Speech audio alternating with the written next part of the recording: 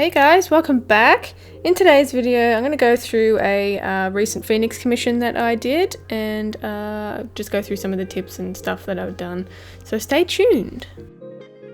Alright, first of all I'm going to be painting the head and the feet with this chrome acrylic paint in gold oxide, and this head is something that I have sculpted, molded and cast in resin myself, so you can't really buy it anywhere unless someone does like a DIY kit or anything, but this is something I've done myself. So the customer wanted a Phoenix doll that I had done a couple of weeks back, and she wanted something similar, but I don't do the same dolls ever, just so I can keep any dolls that I've made as one of a kind, so everybody's doll is kind of special to them. So I changed it up a little bit, still the same colour scheme, but changed it up a little bit so it's not exactly the same as the other one that I did. So the differences that I did was the skin colour on this one. So I made it a more orangey brown skin tone, whereas the other one was more of a orangey pink skin tone. So definitely changed that up a little bit, and I also did different feet on it as well. So I'm just laying down this orange paint to start off with. I didn't want to go too orange, so it's a good nice orangey skin colour as a base. I didn't have to do any more layers than this one for this colour because I'm going to be putting on different paint layers, so I didn't want to make it too thick.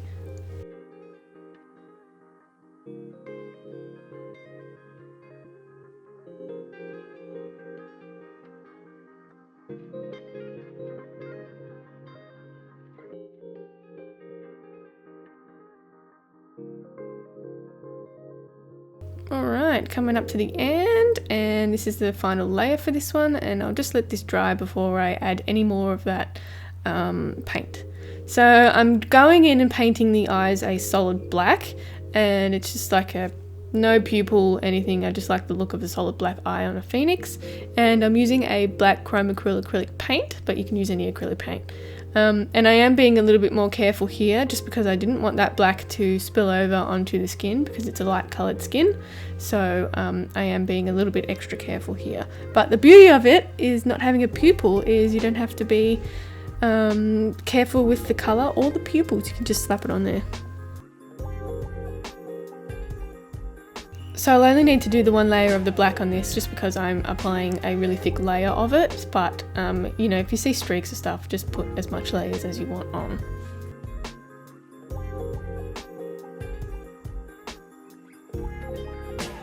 And just filling in the nostrils of black as well, and I'm using a different black for this one. This is called Mars Black by Dervian Matisse, and this particular black has more of a brown tone to it, whereas that other black that I used has more of a blue tone to it.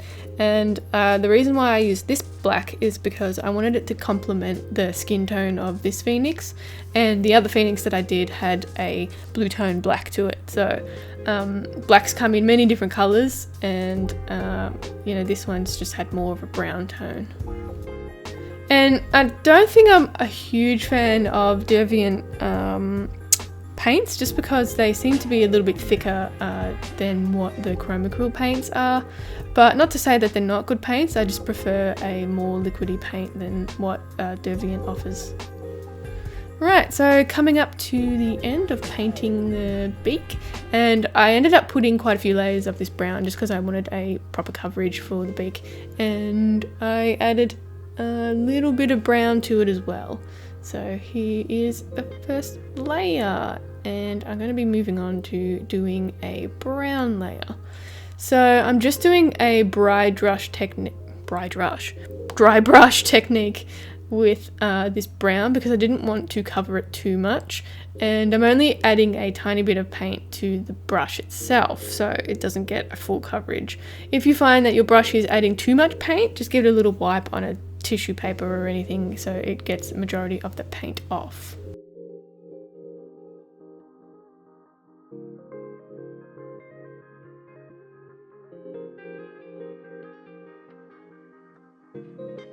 Now I will be adding feathers to the face, so a lot of the top of the head will be covered up, and that's what those holes are at the top of the head as well, was to stick the feathers in to make sort of a crown of the phoenix.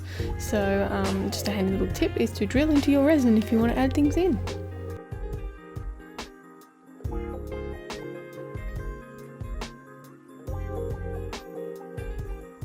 With the dry brush technique, I wouldn't recommend wetting the brush, as hence the dry brush technique, because it just ends up moving the paint around and you don't get that dry look over the top of the paint job, so definitely don't wet your brush.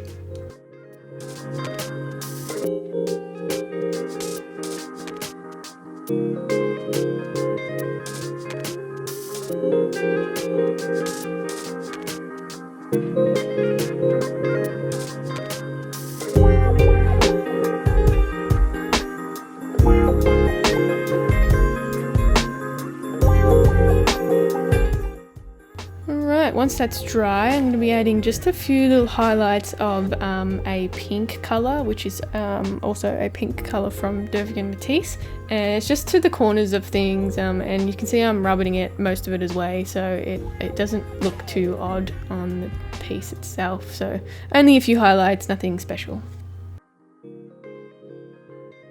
Right, moving on to the feet, and this is a foot that I have sculpted, molded and cast myself. I wanted to do a big looking phoenix claw for my phoenix dolls and also an upcoming griffin doll, so I sculpted this little badass claw, and I'm now painting it in that gold oxide paint from Chromacryl. And again, this is the undertone of the skin, and I'll be going over it with a brown wash technique. And coming up to the end of painting it, these little crevices were kind of a pain to get the paint into, so yeah, a lot of poking and prodding to get the paint in those little details.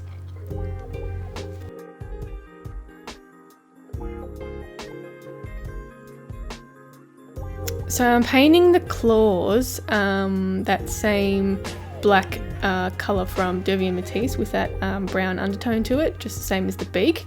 So I wanted it to complement the skin colour again. I just really liked the way this particular black look against the orange skin tone.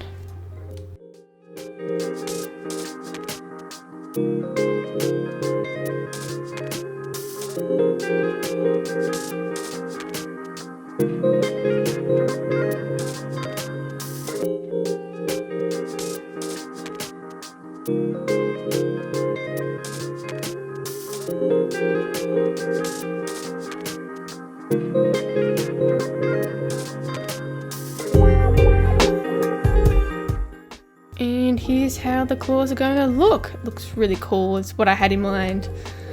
And I'm going to be moving on to that brown wash, and this is different from the dry brush technique because I wanted that brown paint to run into the crevices to bring them out. So for this you do use quite a wet brush, so it thins the paint down quite a bit to get all that paint in the crevices, and it doesn't have too much coverage because you've watered the paint down.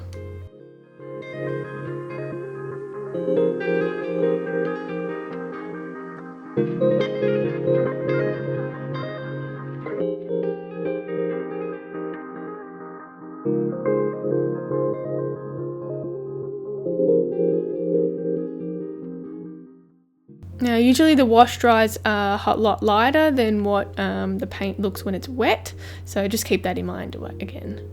And moving on to the fur that I'm using, and I'm using this orange Mongolian faux fur, and you can see I have drawn out the patterns, and it's a 2-part pattern piece, so not a lot of body to it, but very easy to sew and put together.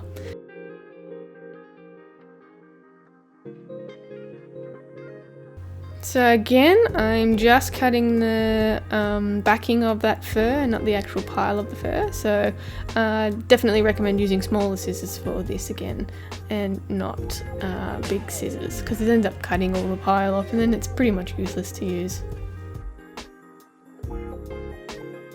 So once I've cut the pieces out, I'm going to pin them fur side together and run it through a sewing machine, and here is what it looks like once I've sewn the ends up, and I'm going to be flipping it around to the right side. So I have a big opening at the butt end, and here's what it looks like when it's flipped. And you can see everything's put together well. So I'm going to be adding some yellow and reds to the body of this phoenix, and I'm using a needle felting technique for this, and it's just something that I made up. It's nothing in particular. So I'm using the same Mongolian faux fur, just in yellow here, and I've cut off just a little bit of that pile, and I'm just going to be jamming it into the body itself. And because you're needle felting it, it ends up sticking together and going through to the backing of your body.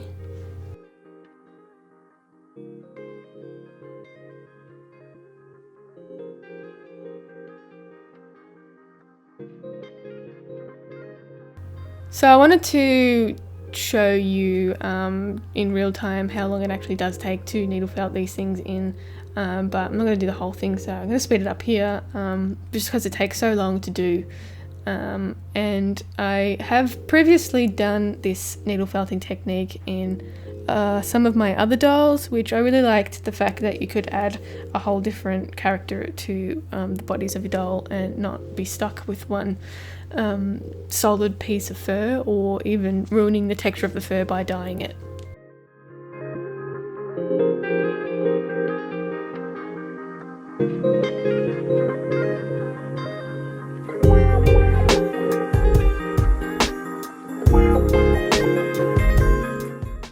So the customer wanted a whole heap of yellow and reds in the body of the phoenix. So in my previous phoenix, I added just a tiny bit of this yellow faux fur. So I added a whole lot more and some more red into the body. And I also did different coloured feathers on the wings. I added a lot of yellow to the wings rather than just all red like I did the previous one.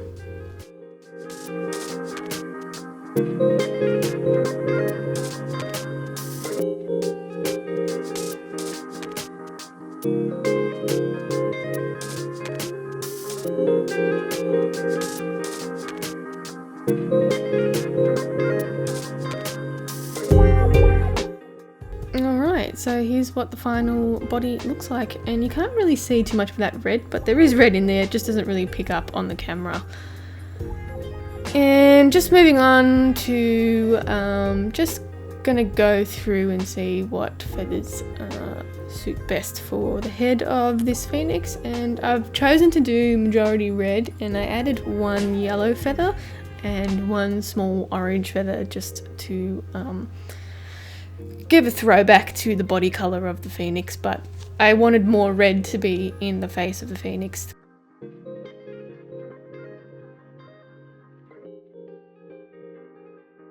And I'm just using that tacky fabric glue that I've used in a lot of my videos that you've seen, and because I've drilled the hole, it adheres to it quite well, but you could use like a super glue or anything. There's really no right or wrong answer.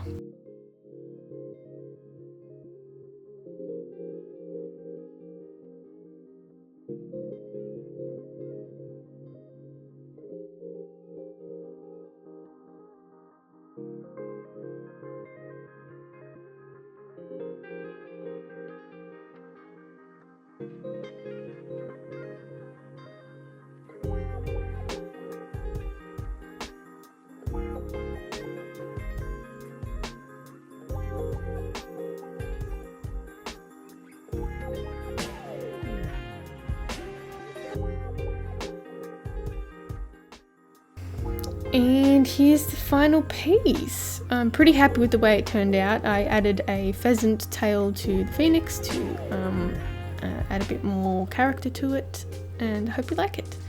If you liked the video, give it a thumbs up and subscribe. If you have any requests, leave it in the comments down below. You can also check me out on Instagram and Facebook at Creatures of Nat, and I'll see you in the next one. Bye!